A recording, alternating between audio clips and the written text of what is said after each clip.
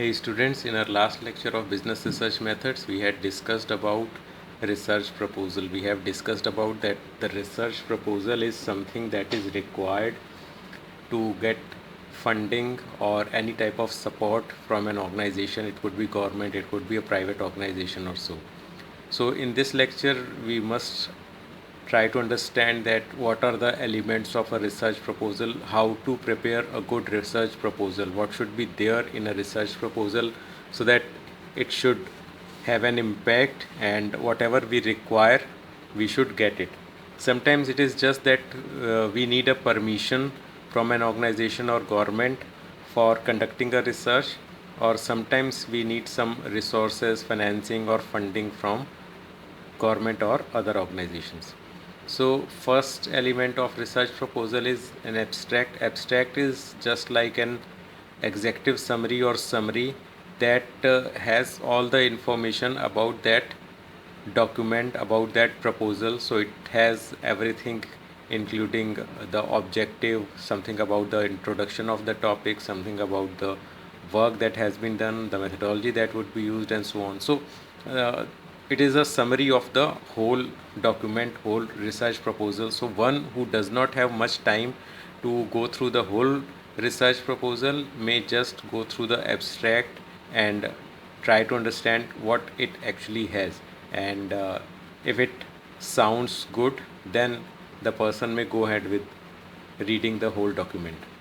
Then the major portion, that main portion or main part of the research proposal, that starts with introduction. The introduction has introduction about the topic, introduction about the research and objectives of the research, why that research is required, through that research what the researcher aims to achieve, what are the objectives of research, why that research needs to be done. Then next heading is, or next ingredient of research proposal is literature review.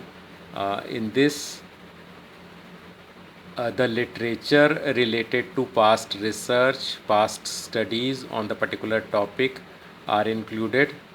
So it has all the details that whatever has been studied or whatever research has been done on the particular topic in the past. So researcher must have proposed that what is actually what have been done on that topic and what needs to be done. So after literature review, the researcher can mention that what is the need for the research, whatever has been done, and what next need to be done, or what next could be done in this particular area or on that particular topic. So first what has been done in literature review, and then why there is a need for further research on that particular area or topic. The next that a researcher needs to mention it research proposal is research methodology. So this has all the details regarding how the research would be conducted, what would be the sampling plan, how the sample would be collected, or maybe if there are some observations or some experiments or some test would be conducted. So whatever is proposed, all those details are there in research methodology. So this is proposed method of research, how the research would be conducted. The method of that research is there in research methodology. Then limitations. So all the researchers have some limitations. The researchers may have limitations of literature on a particular topic. The researcher may have limitations about the time frame, about the availability of data, about the availability of other resources. So all those limitations also need to be mentioned. Sometimes some researches which are conducted in a lab may be different when the same is done in a environment, in a particular environment. So those limitations may also be included in limitation. Next is the scope of the study. This is a very important thing in research proposal. This actually defines the frame of research or defines the boundaries of a research, that the research would include these things and the research would exclude these things. So for a small example or a general example, if there is a research on consumer behavior or consumer preferences, then in scope it could be mentioned that the consumer behavior or preferences for this particular city or for this particular state or country would be studied. So the scope would be that particular country and maybe buying behavior related to one particular product category. So that is scope. So if we say buying behavior for maybe soaps, then it actually defines the scope that buying behavior of consumers within this particular area and for a particular product category. Last and very important aspect of research proposal is funds and resources required. As we have discussed earlier, that research proposal is something that is prepared for the sake of getting some fundings or resources from an organization or from a government. So actually the proposal is there, then proposal should have the details what the proposed research is actually expecting or wants or requires from the organization or from the person to whom the research proposal has been presented. It could be just, as we have discussed, it could be just a permission, it could be some funds, it could be some other resources required. So all these details must be there in a research proposal. Then the important thing is that evaluating research proposal, how the research proposal or on which aspects a research proposal is evaluated by the person or organization that receives research proposal. So if we know that, then we would definitely design a proposal in a way that should actually address all these issues or questions.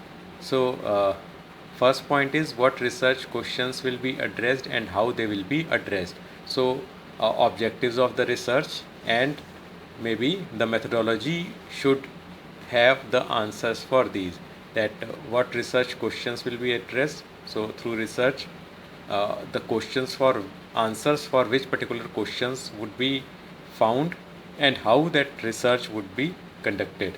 How much time and expenses will be required for the research, as I have discussed that sometimes the funding is required. So how much expenses will be there, and time frame to be mentioned is also very important, because whenever there is a research, if it is completed within a particular time period, it has value, or beyond a time period the value of research declines. So there is a need to define that how much time it would take, and that would also limit or makes the researcher accountable that this is the time frame and there is a target for researcher to complete the research within that time frame. What prior research has been done on the topic, as we have discussed in literature review, it has been mentioned, it is mentioned that a prior research or prior studies that have been done on that topic, that needs to be mentioned.